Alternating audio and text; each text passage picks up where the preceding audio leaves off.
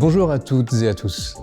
Aujourd'hui, dans Un jour une question, nous allons aborder une problématique complexe mais essentielle en matière de baux commerciaux. Le droit de préférence légale d'un locataire commercial prime-t-il sur un pacte de préférence? Prenons un cas concret. Une SCI a acheté un local commercial en concluant un pacte de préférence au profit du vendeur pour une durée de 30 ans. Ensuite, ce local a été loué à une SAS dont la présidente est également la gérante de la SCI. Récemment, la SAS a cédé son fonds de commerce à une société coopérative d'intérêt collectif, la SCIC, qui est devenue le nouveau locataire. Aujourd'hui, la SCI souhaite vendre ce local à la SCIC. Mais que devient alors le pacte de préférence? La réponse se trouve dans le Code de commerce, à l'article L145-46-1, qui accorde un droit de préférence légal au locataire commercial lorsque le propriétaire décide de vendre le local loué. Ce droit, qui est d'ordre public, prévaut sur une convention privée telle qu'un pacte de préférence.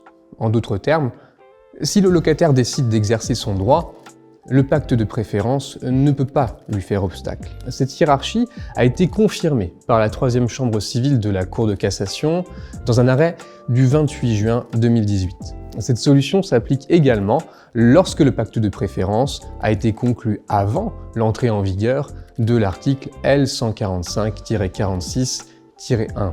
Pourquoi? Parce qu'un droit d'ordre public ne peut être contourné par un simple accord privé. Cependant, une nuance importante existe.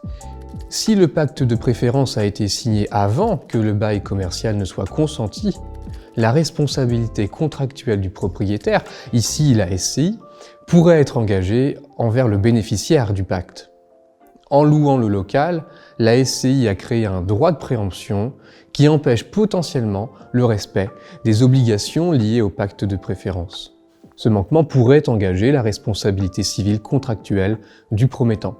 En conclusion, le droit de préférence du locataire commercial prévaut juridiquement, mais il peut exposer le propriétaire à des conséquences contractuelles. Pour éviter tout litige, il est essentiel d'anticiper ces situations en prenant conseil auprès de professionnels du droit avant de conclure un bail ou de vendre un bien soumis à des engagements préexistants. J'espère que cette explication vous aura éclairé.